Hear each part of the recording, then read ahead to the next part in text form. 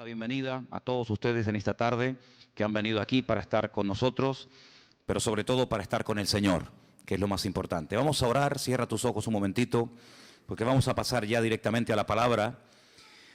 Y como les anuncié el otro día, el mensaje de hoy creo que va a ser un mensaje muy importante porque vamos a poner la base para lo que queremos que sea todo el año. Para poder edificar hay que poner una buena base, un buen fundamento, y en esta tarde el mensaje va a consistir en eso. Cómo poner una buena base para que este año 2016 sea un año de victoria y sea un año de bendición. Oramos. Padre Celestial, te damos muchas gracias por tu presencia con nosotros en el día de hoy. Gracias porque nos permites también a través de tu palabra conocerte y servirte. Y queremos en esta tarde que tú abras nuestro entendimiento, Señor. Que nos dé sabiduría, que abras nuestro corazón, nuestra mente, todo nuestro ser, Señor, para que tu palabra ministre, para que tu palabra hable a nuestras vidas y podamos salir de aquí diciendo, hoy el Señor habló a mi vida, hoy el Señor habló a mi corazón.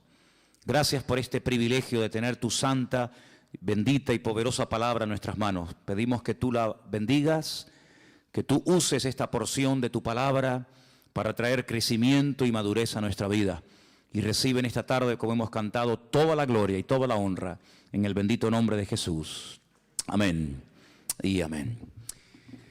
A principio de año hay muchas personas que hacen todo tipo de promesas, incluso apuntan en libretas los objetivos y las metas que quieren alcanzar. Y todos los años hay personas que siempre se ponen las mismas metas del año anterior y del otro y del otro. Primero, perder peso. Dicen que en este año o en las fiestas generalmente la gente engorda un promedio de 4 a 5 kilos.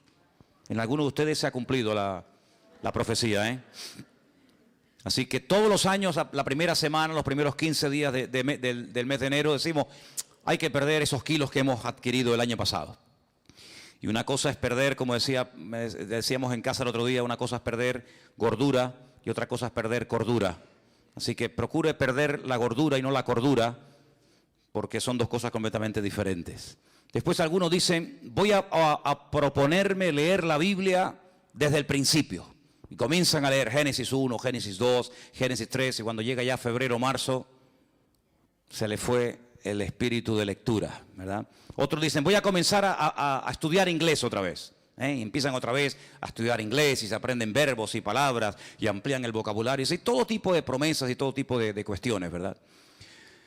Pero yo no quiero que cometamos el error que hay algunas personas que cometen, y es que para poder vivir en victoria, para poder tener un año victorioso como todos anhelamos tener, amén hermanos, primeramente hay que derrumbar mentiras. Ese es el primer principio. Creo que lo queríamos poner ahí. Despejar toda mentira, romper toda fortaleza que queriendo o sin querer se ha arraigado a nuestra vida. La verdad dice la palabra de Dios que nos hará libres. Y estamos de acuerdo en ello. Amén. Pero la mentira nos esclaviza. Y hay personas que creen en mentiras creyendo que son verdades. Y por eso no viven vidas victoriosas. No viven en la libertad gloriosa de los hijos de Dios. Así que antes de proponernos una meta, antes de decir voy a hacer esto, voy a hacer aquello, lo primero que tienes que hacer seriamente es romper toda mentira que esté en tu mente, que esté en tu estilo de vida. A veces son costumbres, a veces son pensamientos, traumas, recuerdos, etcétera, etcétera. Dice la palabra de Dios en 2 de Corintios, por ahí por el capítulo 10, que aunque andamos en la carne, no militamos según la carne. Porque las armas de nuestra milicia no son carnales, son poderosas en Dios para la destrucción de fortalezas, llevando cautivo todo pensamiento a la obediencia de Cristo. Tú no vas a ser libre, nunca, jamás serás libre, a menos que primeramente eches con verdades las mentiras que están en tu mente. ¿Cómo se puede vencer la mentira? Con la verdad. Por cada mentira que logres vencer hay que plantar una verdad en tu vida. Es lo primero que tienes que hacer. Hablaremos de esas mentiras en esta tarde. En segundo lugar, edificar nuestra vida sobre verdades. Ya hemos destruido las mentiras, ya las hemos eliminado, ya las hemos derrotado con la verdad de la palabra de Dios. Pero ahora la verdad tiene que ser la base, tiene que ser el fundamento sobre el que vamos a construir nuestra familia, nuestro ministerio. Todo lo que vayamos a hacer en la vida tiene que tener una base, pero una base verdadera, un fundamento firme, no arenas movedizas, para que podamos aguantar los avatares y problemas y luchas y pruebas de la vida. Y finalmente, una vez que hemos destruido y roto fortalezas de mentira, hemos puesto un buen fundamento basado en la verdad, tenemos que interiorizar y practicar esas verdades. Hay gente que sabe muchas verdades, muchísimas, pero luego no las viven, luego no las practican. Y si queremos realmente que el año 2016 sea un año victorioso, lo primero, guerra a la mentira. Vamos a hacerle guerra a la mentira con la espada de la verdad, con el poder de la verdad. La verdad dice que nos hará libres. Pues si nos hace libres la verdad, practiquemos la verdad. Derrumbemos, rompamos toda mentira, todo complejo, todo trauma, toda mala historia con la verdad. Edifiquemos sobre esas verdades y practiquemos esas verdades, y entonces vamos a ver grandes resultados. Pero decir, voy a leer la Biblia entera, voy a orar más, voy a comprometerme más con la iglesia y con el Señor, voy a estudiar más la palabra del Señor, voy a apuntarme a una escuela bíblica para adquirir conocimiento, voy a hacer y voy a hacer y voy a hacer. Pero si no has roto las mentiras de tu vida, esas mentiras van a ser como esas malas hierbas que a veces ahogan la semilla, y aunque la semilla se plantó en tu corazón, no dio fruto, porque dice la Biblia que a veces la semilla fue ahogada por las malas hierbas. Y queremos arrancar las malas hierbas de cuajo. ¿Cuántos dicen amén? Una vez que hayamos hecho estas tres cosas, que parece muy fácil decirlo, así muy fácil se ha dicho, pero a veces lleva toda una vida realmente el poner en práctica estos tres principios. Ahora vamos a poder enfrentarnos a cualquier mentira. ¿Por qué? Porque estamos empapados, hemos interiorizado las verdades bíblicas en nuestra vida, y automáticamente la mentira no va a encontrar lugar en nuestro pensamiento, no va a encontrar lugar en nuestras emociones. ¿Por qué? Porque estamos llenos de verdad, desde la cabeza hasta la planta de nuestros pies. La mentira no se va a poder colar en nuestros pensamientos, en nuestra forma de hablar, en nuestra forma de comportarnos. ¿Por qué? Porque estamos llenos de verdad, y la verdad nos protege. La verdad es como una muralla que el Señor construye a nuestro alrededor e impide que las mentiras penetren en nuestra vida. Y nos va a resultar mucho más fácil discernir las mentiras llenos de verdades, interiorizando y practicando verdades, que si viviéramos sin practicar la verdad. La verdad no tiene que ser algo teórico, tiene que ser algo práctico todos los días de nuestra vida. ¿Cuántos dicen amén? Hay 5 grandes mentiras que, aunque parezca mentira, valga la redundancia, muchos creyentes han creído en ellas y las practican. Y cuando hablan con otros hermanos, cuando hablan con otras personas, comparten y están todos llenos de razones y cargados de buenas razones, y están compartiendo mentiras y viven mentiras y planean su presente y condicionan su futuro en base a estas 5 mentiras de las cuales quiero hablar en esta tarde. Bueno, lo más seguro es que ninguno de nosotros nos encontremos identificados con las 5 grandes mentiras, pero seguro que más de uno de ustedes, con estas 5 mentiras que voy a compartir, con alguna te vas a ver tremendamente reflejado. ¿Estás dispuesto a exponerte a que esta tarde el Señor meta el dedo en la llaga y te diga, estás creyendo una mentira y por eso así te va, y por eso no ves más la gloria del Señor en tu vida? ¿Estás dispuesto? La verdad nos compromete. La verdad es como un espejo que ponen delante de nosotros. Y cuando nos ponemos delante de un espejo, si te ves mal, es feo, si te ves como te veas, no te enfades con el espejo. El espejo proyecta, el espejo refleja lo que ponen delante. Y por eso quiero hablar en esta tarde acerca de estas 5 mentiras. La primera mentira es, no me caso, no nos podemos casar todavía porque no tenemos dinero. Ustedes dirán, qué tontería. ¿Seguro? ¿Saben la cantidad de parejas? ¿Saben la cantidad de creyentes, jóvenes, que les gustaría formar una familia, que les gustaría casarse, que les gustaría vivir con él o con ella toda su vida, pero dicen, no nos podemos casar porque no tenemos dinero? ¿Y no será que no tienes dinero porque no te has casado? ¿No será al revés? Si no tengo dinero, no me puedo casar. Pero ¿y si me caso, no vendrá la bendición a mi vida? ¿Cuántos dicen amén? ¿Es muy difícil lo que estoy diciendo esta tarde? ¿Estoy predicando demasiado profundo? Yo soy muy simple a la hora de predicar. Soy muy claro y muy directo. Y es una gran mentira cuando hay jóvenes enamorados que se quieren, que saben que ese es el hombre de tu vida, que sabes que esa es la mujer que Dios ha puesto en tu vida para fortalecerte, para acompañarte, para ayudarte, y por el maldito y dichoso dinero no se casan e hipotecan años preciosos de su vida que podían haber formado un hogar y venir hijos y servir juntos al Señor, pero no lo hacen e hipotecan su presente y también su futuro porque dice no tenemos dinero. ¿Y dónde dice la Biblia que tenemos que tener dinero para casarnos? Porque si la Biblia lo dijera, yo tendría como predicador, como pastor, la obligación de decirte, hermano, usted no se puede casar mientras usted no tenga dinero.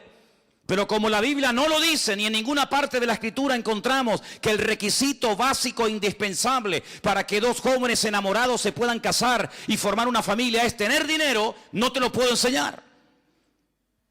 Hay bendiciones que no vienen porque la gente no está dispuesta a pagar el precio.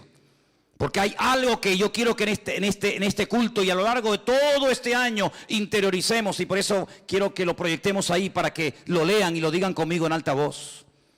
La falta de fe es la causa de la mayoría de los problemas. ¿Cuántos dicen amén? ¿Lo tenemos ahí? Léalo fuerte, por favor, quiero oírles.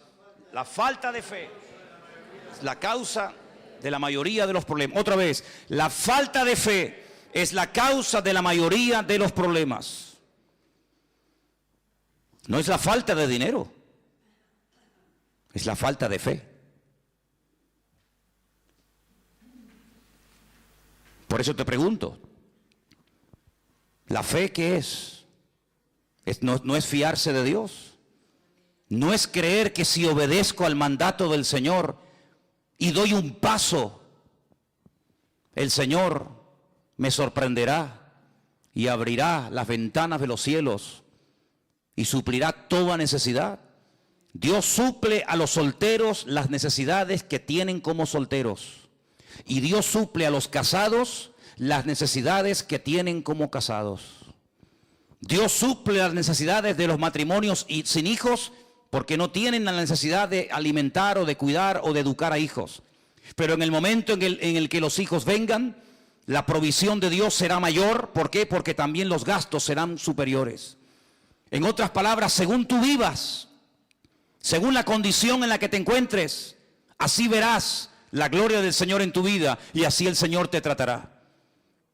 Si como soltero no tienes tantos gastos como se tiene evidentemente cuando uno se casa y no tienes las responsabilidades de atender un hogar, ¿para qué quieres tanta provisión de Dios? La provisión de Dios es proporcional a la necesidad que tienes en el momento en el que vives.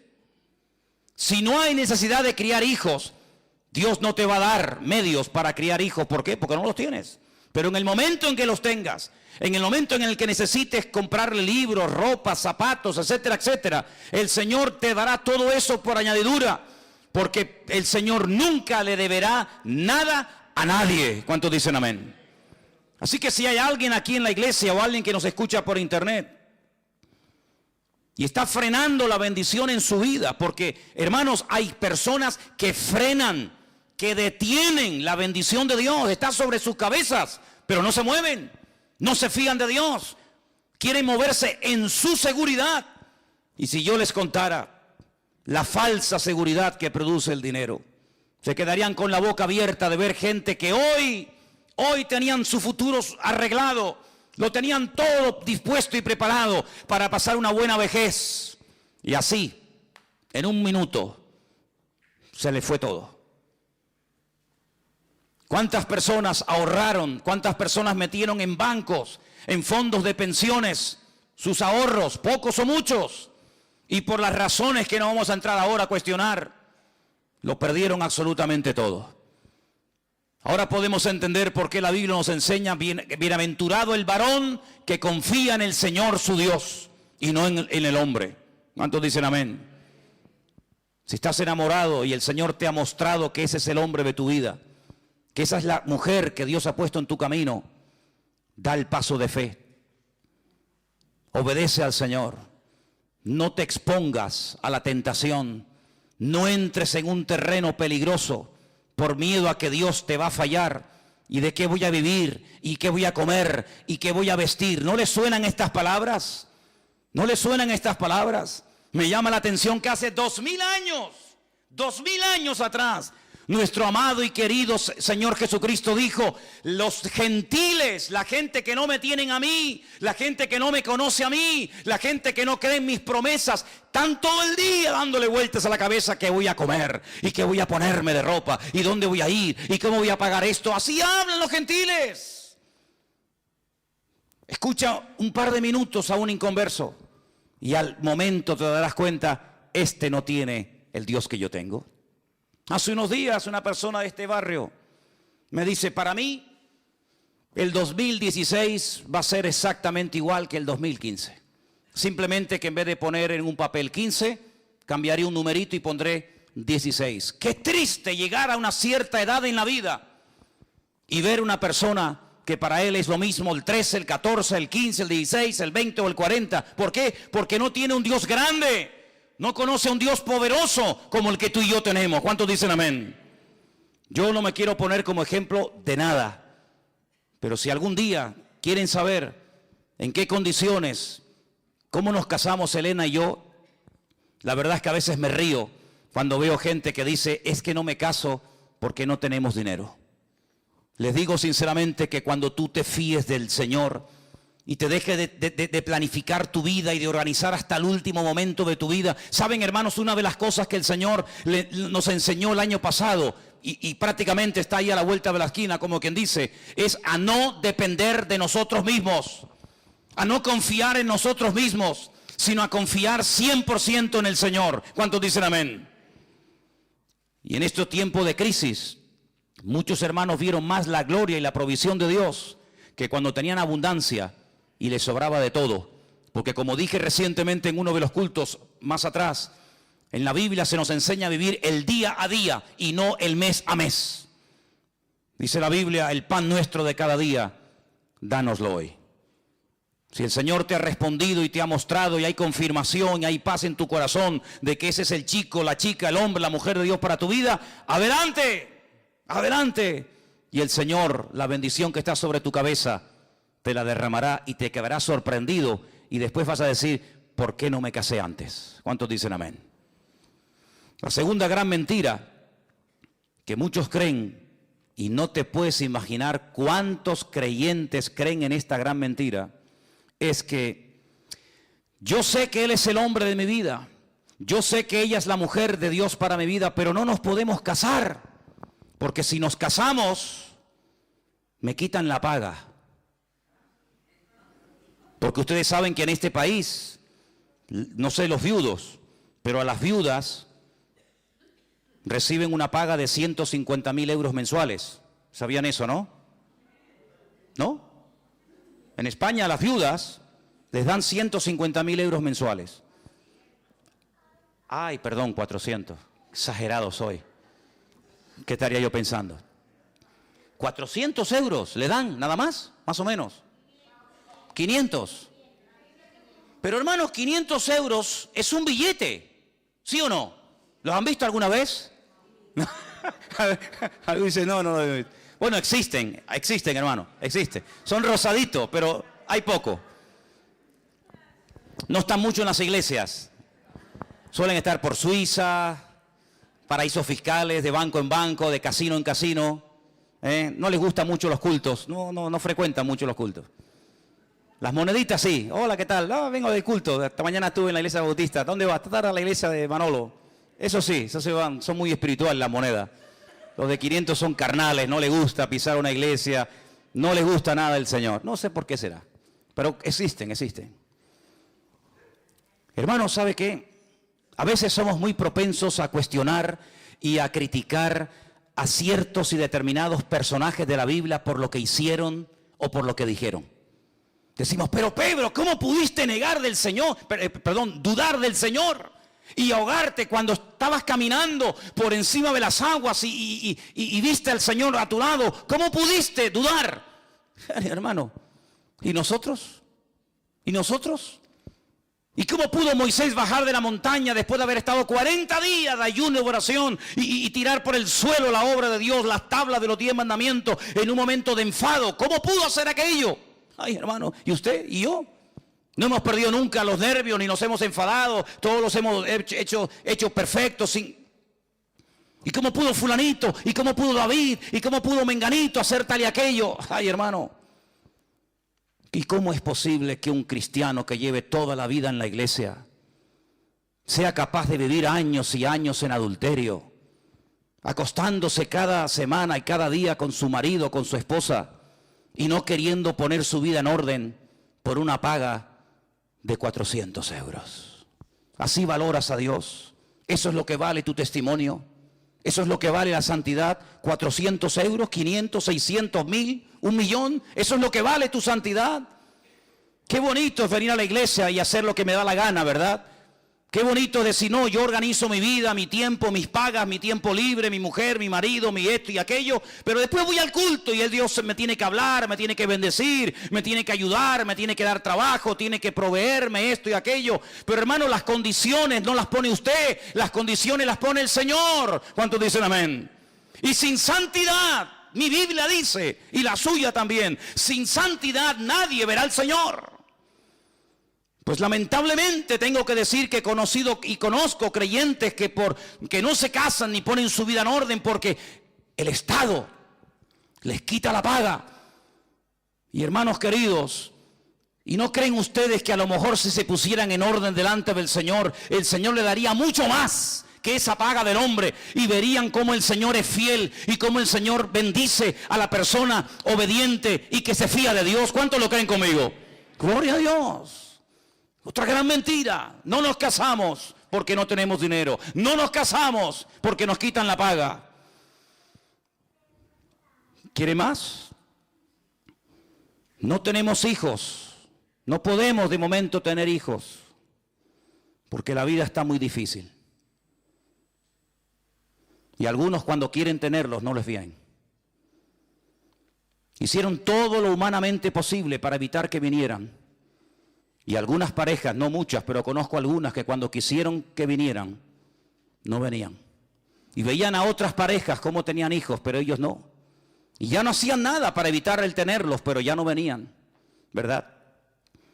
Como si nosotros pudiéramos negociar la vida o la muerte, el sí o el no, el estar o no estar, deseosos de ser padres por una situación económica. Ya sé que la vida que vivieron nuestros padres, nuestros abuelos y nuestros antepasados no tiene nada que ver con la vida, con las exigencias de un joven, de un niño, de una pareja hoy en día. Ya sé todo eso, ya lo sé. Ya sé que antiguamente se tenían un montón de hijos y no se pensaba si estudiaban o si no estudiaban esto o aquello. Pero no nos habremos complicado la vida nosotros los creyentes y cuestionamos o dudamos de la provisión de Dios con la excusa de que como estamos pasando tiempos difíciles y tiempos de excusa, lo que tenemos que hacer es sacrificarnos y no tener hijos, cuando la Biblia dice que la bendición de Dios para un matrimonio son los hijos. La herencia del Señor son los hijos. ¿Por qué no quieres la herencia de Dios? ¿Por qué no quieres tener la herencia del Señor? Cuando lo más hermoso en la vida es poder tener entre tus brazos a un hijo tuyo y a una hija tuya. ¿Cuántos dicen amén? Padres y madres que están aquí, ¿estamos de acuerdo, sí o no?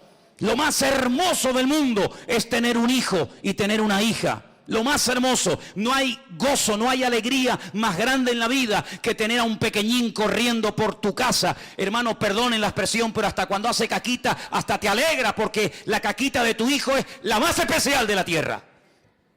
Es increíble.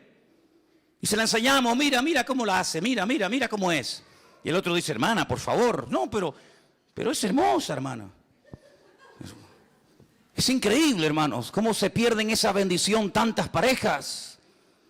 Tantas parejas se pierden esa bendición. No crean esa mentira, es una mentira, es una mentira. ¿Cómo que yo tengo que estar sobrado económicamente para poder tener hijos? ¿Pero qué te crees que eres tú? ¿Dios o qué? Es el Señor el que organiza nuestra vida, no somos nosotros. Pero vivimos en un contexto, en un sistema que nos ha engañado y nos ha cegado, creyendo que nosotros hasta podemos organizar nuestra vida.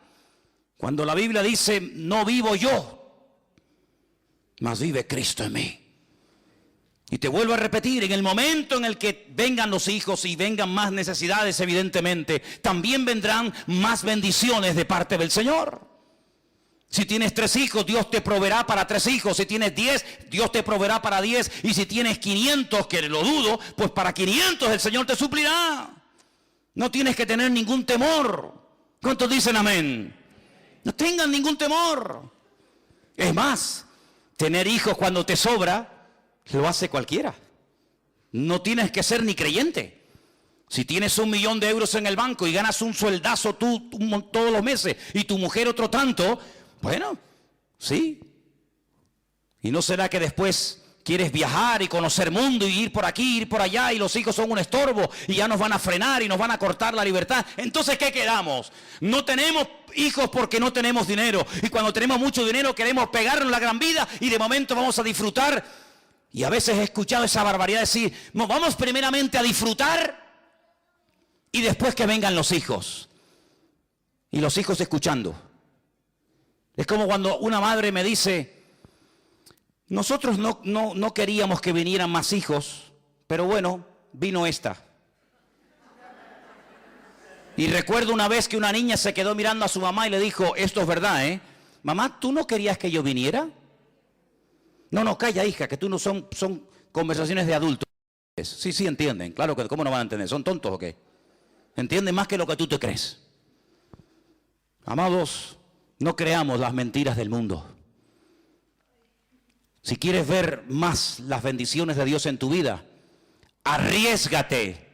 Porque el Señor no le debe nada a nadie. Y la causa de todos los males, y la causa por la cual muchos no prosperan, y la causa por la cual muchos nunca les llega, aunque ganen millones, es porque la falta de fe es el padre de todos los problemas que vienen a nuestra vida. Cuarta mentira. No puedo dar ofrendas, ni diezmos, ni colaborar con la obra, aunque me gustaría mucho hacerlo, porque no gano lo suficiente. Y algunos se lo creen. Dice, no puedo dar una ofrenda especial, no puedo ir al campamento, pero me gustaría pagarle a 4 o 5 jóvenes o hermanos para que vayan, o me gustaría mandar una ofrenda para comprar Biblias, o me gustaría ayudar más a la obra de Dios, pero no puedo porque gano poco dinero. Y algunos se lo creen y se llaman cristianos y llevan toda la vida en la iglesia. Y así como organizan su vientre, organizan su tiempo y organizan su dinero y organizan todo. Y son como mini dioses, dioses en miniatura. Organizo mi tiempo, organizo mi vida, organizo mi vientre, organizo todo lo que hago y todo lo que digo. Dice la palabra de Dios, y quiero llevarles a un pasaje que gracias al Señor están todas las Biblias nuestras en esta tarde, y está en el último libro del Antiguo Testamento, en el libro del famoso profeta Malaquías. En el libro del profeta Malaquías, en el capítulo 3, dice en el verso 6, Malaquías 3:6. ¿Lo tienen, hermanos? Lo vamos a poner ahí en la pantalla para que lo podáis leer si queréis. Porque yo, el Señor, no cambio. Nosotros sí. Hace unos días estábamos buscando fotografías y nos quedamos sorprendidos cómo hemos cambiado todos, cómo hemos cambiado. Algún día pondremos esas fotografías en la iglesia para que se den cuenta de lo que estoy diciendo. Pero dice la Biblia, yo no cambio, dice el Señor. Por esto, hijos de Jacob, no habéis sido consumidos. Desde los días de vuestros padres os habéis apartado de mis leyes y no las guardasteis. Volveos a mí y yo me volveré a vosotros. ¿Cómo habla el Señor? ¿Con qué compasión? ¿Con qué amor? Así dice el Señor de los ejércitos. Mas dijisteis, ¿en qué hemos de volvernos? Estaban tan ciegos que el Señor les decía, vuélvanse, vengan a mí otra vez. Y ellos decían, pero ¿en qué tenemos que volvernos? ¡Qué ceguera espiritual, Dios mío! Versículo 8. ¿Robará el hombre a Dios? Qué pregunta tan extraña, ¿no? ¿Robará el hombre a Dios? Vosotros me habéis robado. Y dijisteis, ¿en qué te hemos robado? Y el Señor les responde a través del profeta Malaquías, en vuestros diezmos y ofrendas. Así se le roba a Dios. No es que voy a coger una ametralladora y me voy a ir a la puerta de la Nueva Jerusalén y voy a pegarle un portazo a la puerta y voy a llevarme el trono de Dios, o voy a llevarme a un ángel así agarrado por la sala, o voy a llevarme yo que sé. No, no es eso. Es más sencillo que eso. No hay que ser tan espiritualoide, sino el Señor dice, ustedes, toda la nación, a mí me han robado. Y la nación dice, pero robar a Dios, pero ¿cómo se le puede robar a Dios? Dice, pues ustedes me habéis robado cuando no me habéis traído ni vuestros diezmos ni ofrendas. Y dice versículo 9, malditos sois con maldición, vosotros, la nación toda, me habéis robado. Madre mía, esto es impresionante, esto es tremendo. Traed los diezmos al alfolí, todos los diezmos al alfolí. Y hay alimento en mi casa. Y probadme ahora en esto, dice el Señor de los ejércitos. Si no, abriré las ventanas de los cielos, derramaré sobre vosotros bendición hasta que sobreabunde. ¿Quién dice esto? El Señor lo está diciendo a través de su bendita palabra.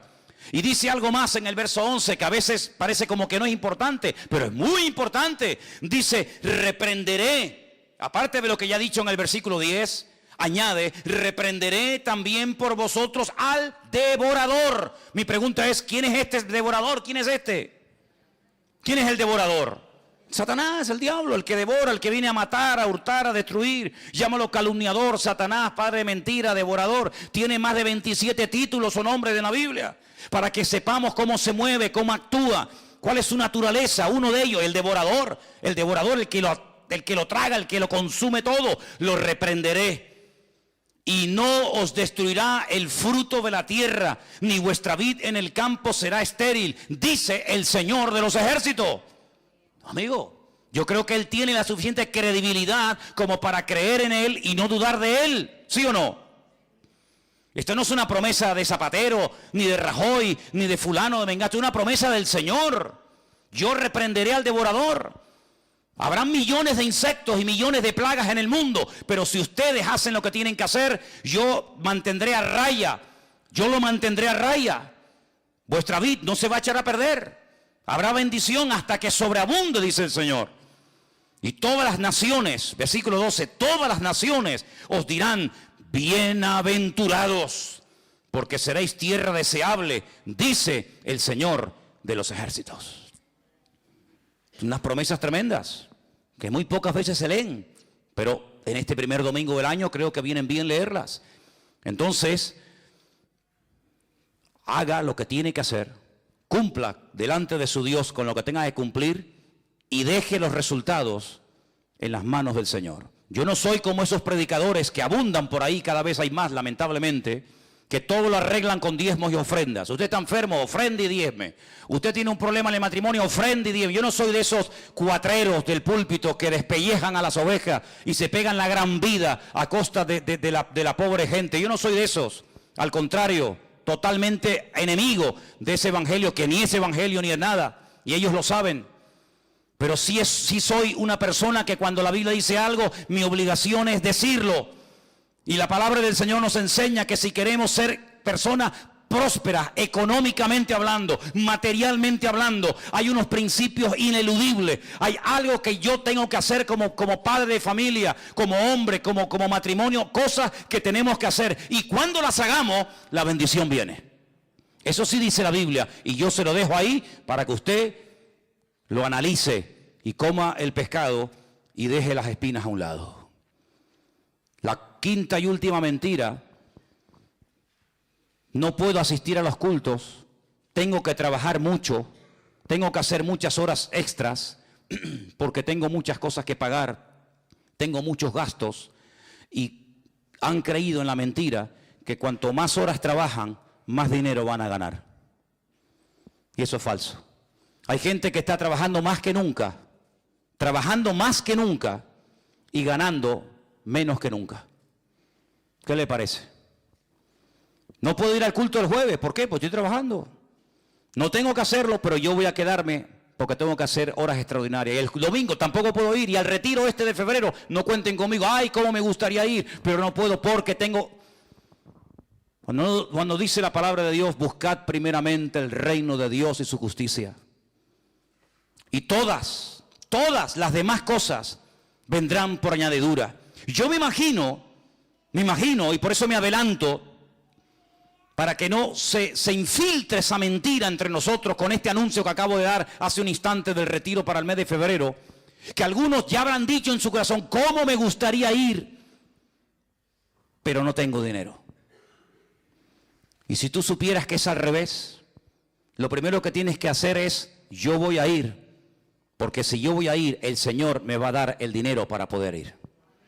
Yo he ido docenas de veces a Israel. Jamás en mi vida me he preguntado cómo voy a ir. El Señor, cuando ve que hay en el corazón de una persona un deseo genuino y real de conocer y de visitar su tierra, el Señor a esa persona milagrosamente le provee todo lo necesario para que pueda ir. Hace años que aprendí, y lo aprendí, y ahora les voy a contar un testimonio que por poco me cuesta la vida. Aprendí que mi agenda y aprendí que mis necesidades, quien las suple es el Señor. En el año 90, fíjate lo que ha llovido, algunos de ustedes ni habían nacido. En el año 90, en enero del 90, yo me encontraba en lo alto de una montaña en Galicia orando. Tenía un coche muy lindo que me habían regalado mis suegros. Yo lo quería vender porque mi ilusión era ir a Argentina, en aquellos años del gran despertar y del gran avivamiento del Señor en aquel país. Yo quería ir allí. Y mis planes, mis proyectos, mis ideas geniales y maravillosas eran vender el coche. Y como en aquellos tiempos la vida allí era tan económica, pues yo lo que quería era vender el coche, comprarme los billetes que se compraban en aquella época de segunda mano, una cosa que suena impensable hoy en día. Personas que venían a España y vendían el billete de vuelta. ¿Qué te parece? Y llevarme un dinerito para estar allí unos meses y ver el mover de Dios allí. Y yo oraba y confiaba de que ese coche me iba a proveer mis necesidades. Pero la pregunta es, ¿quién es el que suple nuestras necesidades? ¿El coche? ¿El oro? ¿El trabajo? ¿Quién suple las necesidades de un creyente? El Señor es el que la suple. Puede utilizar cualquier medio, pero jamás poner la fe en el medio, sino poner la fe en el Señor y que Él use el medio o el instrumento que quiera. Y yo bajaba de la montaña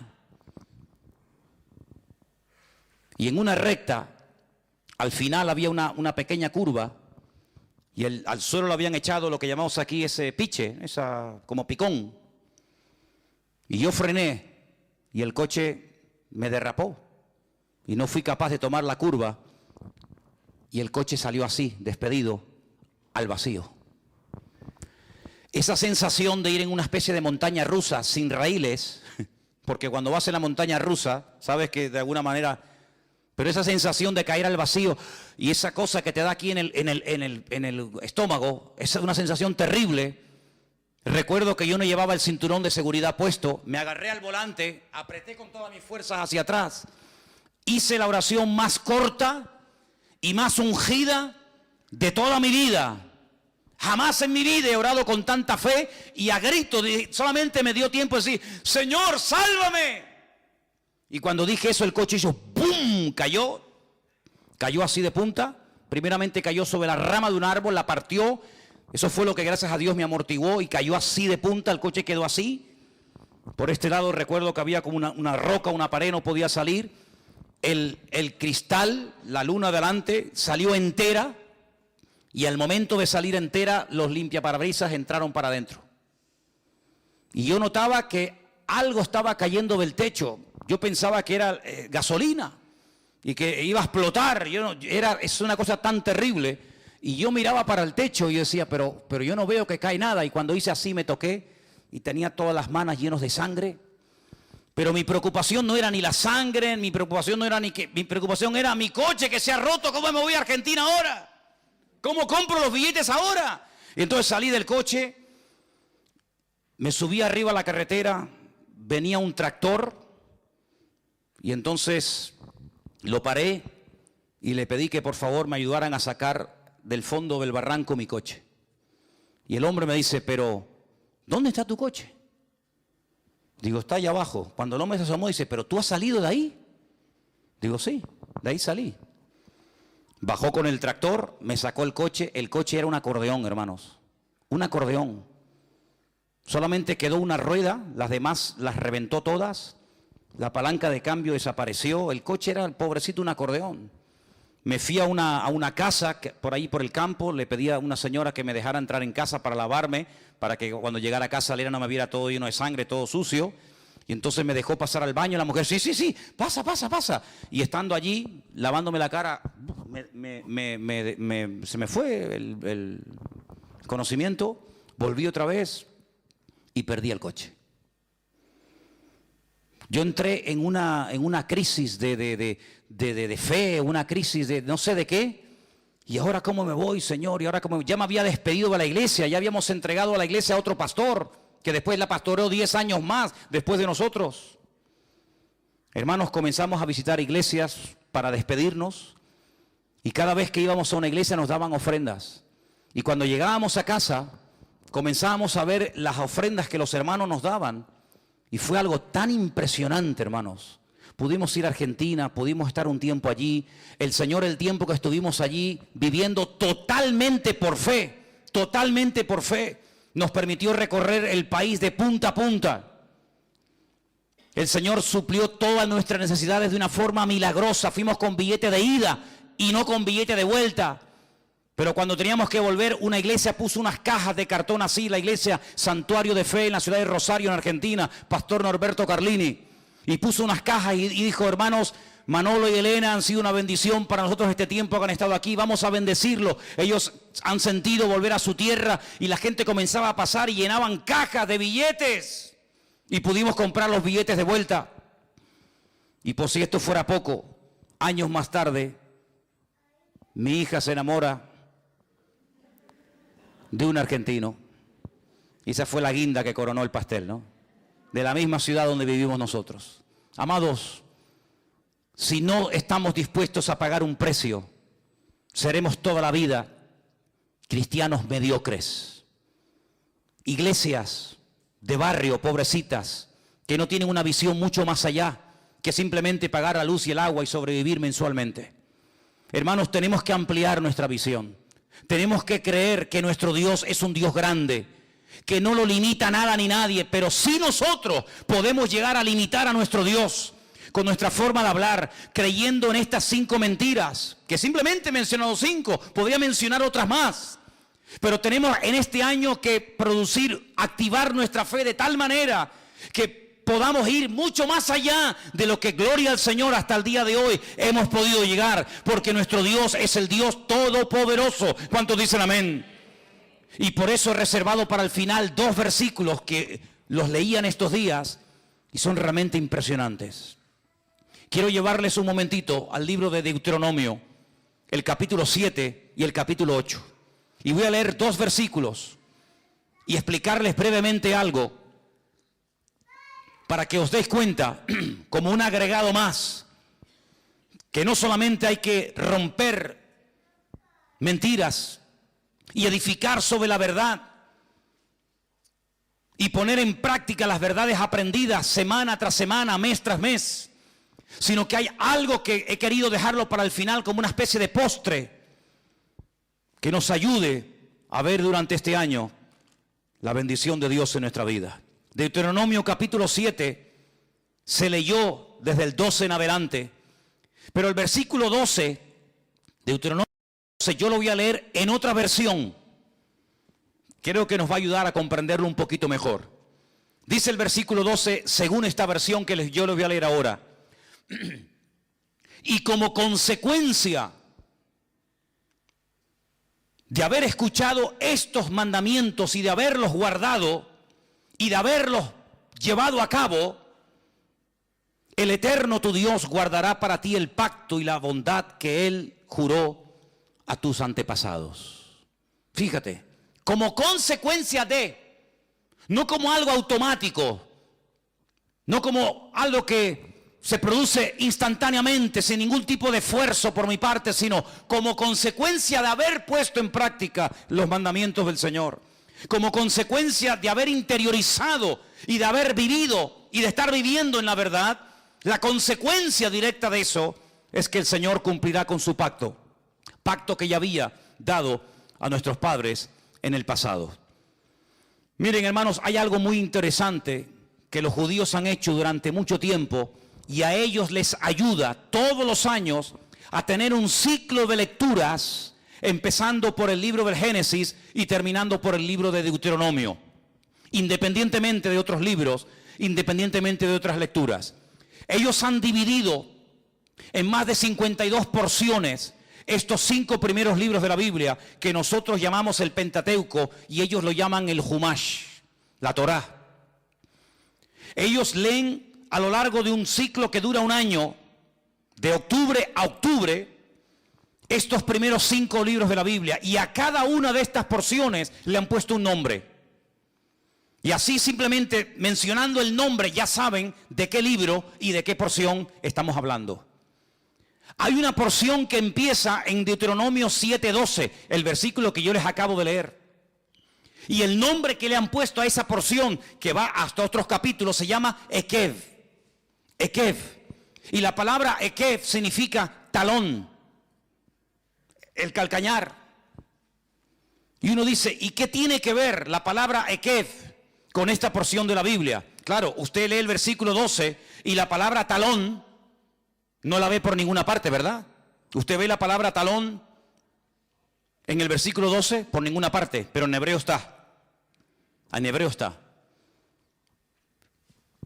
Y es interesante notar, cuando uno lee el libro de Josué, que cuando ellos van a entrar a tomar posesión de la tierra, por fin, después de 40 años de dar vueltas y vueltas y más vueltas en el desierto, hay algo que tienen que hacer los sacerdotes. Ustedes lo pueden leer en Josué capítulo 3, del 13 al 17, cuando lleguen en casa, lo leen tranquilamente. Josué 3, del 13 al 17. El Señor le dice a Josué, dile a los sacerdotes que portaban el arca, que cuando ellos entren y mojen sus calcañares, sus tobillos, cuando las plantas de sus pies entren a las aguas del río Jordán y se queden firmes, quietos, sin moverse en medio del río Jordán, las aguas que vienen del norte de Israel se detendrán. Y evidentemente las aguas que van hacia el sur, que entran en el Mar Muerto, se irán. Y se producirá un vacío, y entonces aprovechen para penetrar y cruzar el río Jordán y tomar posesión de la tierra prometida y conquistar la tierra de Jericó. Fíjate qué interesante, no dice cuando se mojen la cabeza o metan la mano, sino cuando se mojen las plantas de los pies de los sacerdotes. Tenemos una expresión que muchas veces decimos, hay que mojarse, amigo, mójate, mójate, cuando le hacen una pregunta en la televisión a una persona, a ver, ¿quién va a ganar, fulano o mengano? Y dice, bueno, no, mójense, mójense. Habéis visto esa expresión, ¿verdad? ¿La habéis escuchado?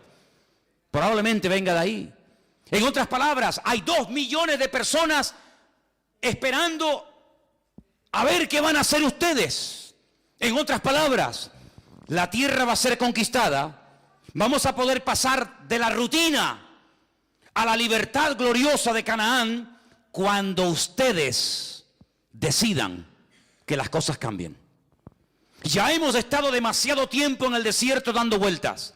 Si los sacerdotes dicen, está bien, sabemos cuál es nuestra obligación, sabemos lo que tenemos que hacer, pero mañana, otro día, el pueblo iba a estar detenido, miles y miles de personas, familias, jóvenes, ancianos, iban a estar detenidas porque unos señores no terminaban de interiorizar una verdad que ya conocían. ¿Cuál era? Mojarse la planta de vuestros ekev, de vuestros talones. Una vez que ustedes hagan su parte, el milagro se producirá, y como resultado, como consecuencia de haberse producido el milagro, toda esta nación será afectada positivamente. De ustedes depende. Ahí está la tierra, yo estoy con ustedes, nadie les podrá vencer jamás, aunque sean más numerosos, aunque estén mejor armados, aunque sean más fuertes, no pasa nada. Aquí empieza hoy un cambio. Aquí empieza hoy un principio de una vida nueva. De ustedes depende, amigos. Esa es una explicación. La otra explicación es que en el versículo 12 el Señor dice: cuando ustedes cumplan y pongan en práctica estos decretos que yo les mando hoy, y habla de decretos en plural, mishpatim. En otras palabras, cuando la gente menosprecia algo, es como si lo pisotearan. Dice: no echéis las perlas a los cerdos, no sea que las pisoteen y se vuelvan contra vosotros. Es decir, lo que la gente menosprecia, como la obediencia al Señor, como la fidelidad al Señor, como poner nuestra fe y nuestra confianza en Él, lo que la gente menosprecia y pisotean con sus pies y con sus talones, vosotros cumplidlos. Y cuando lo cumpláis, entonces podréis ver la gloria de Dios, y el pacto que hice con vuestros padres se cumplirá, y veréis la bondad y la misericordia del Señor. Eso es lo que está diciendo el Señor. Por otra parte, cuando vamos al capítulo 8, encontramos en el versículo 1 algo muy interesante. En nuestra versión española dice: cuidaréis de poner por obra todo mandamiento que yo os ordeno hoy. En el capítulo 7, la palabra mandamientos está en plural. Y en el capítulo 8, verso 1, la palabra mandamiento está en singular, no dice mandamientos. Y aparte hay otra cosa muy importante, que es el artículo. Cuidaréis de poner en práctica el mandamiento, todo el mandamiento. En otras palabras, cuando empieces a cumplir algo, cúmplelo todo. No te quedes a medias. Porque si te quedas a medias y no practicas el 100% de la verdad, es como si no hubieras practicado absolutamente nada de la verdad. Hay gente que comienza a caminar en fe.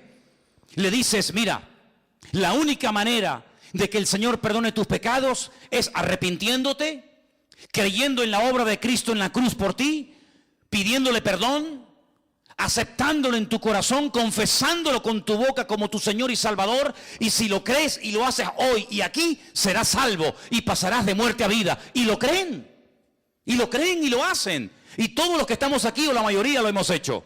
¿Sí o no?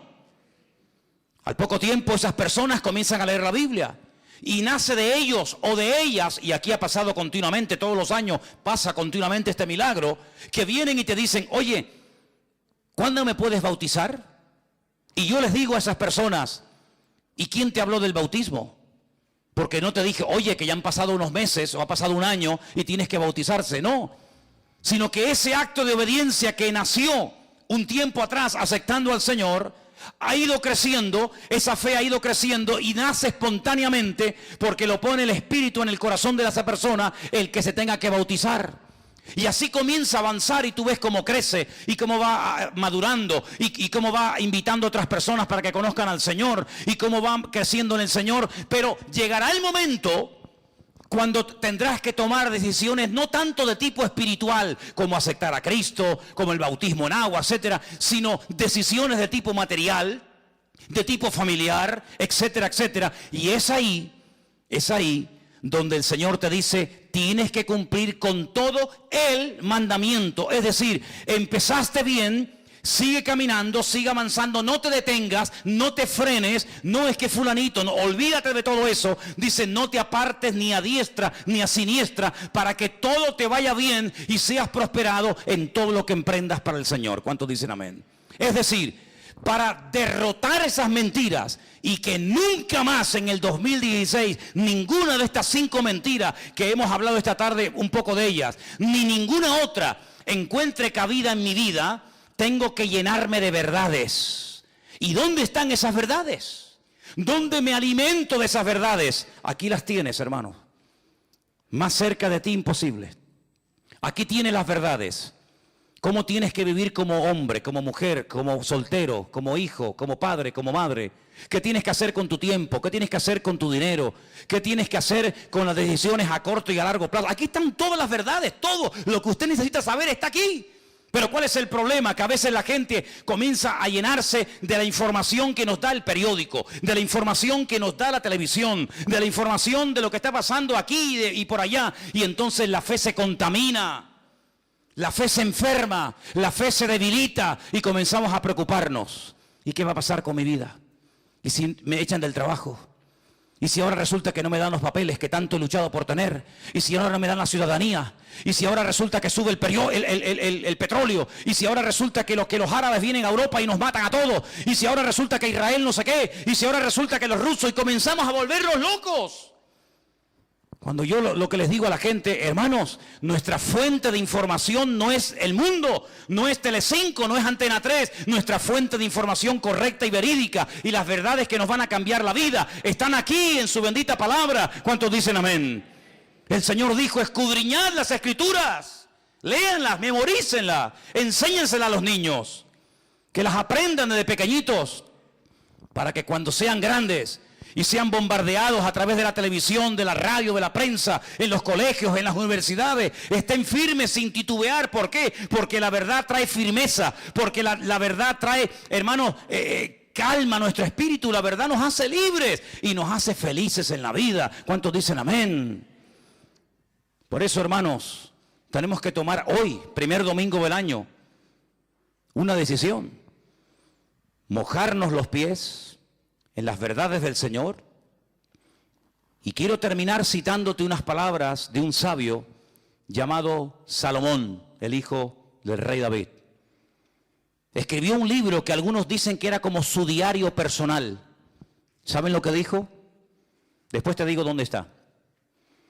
Cualquier persona que diga que los tiempos pasados fueron mejor que los tiempos presentes, no hablará con sabiduría. ¿Qué te parece? ¿Eso está en la Biblia? Sí. Eclesiastés 7:10. Cualquier persona que diga, pero antes la vida era más tranquila, antes se vivía mejor, antes no sé qué. Hermanos, no tenemos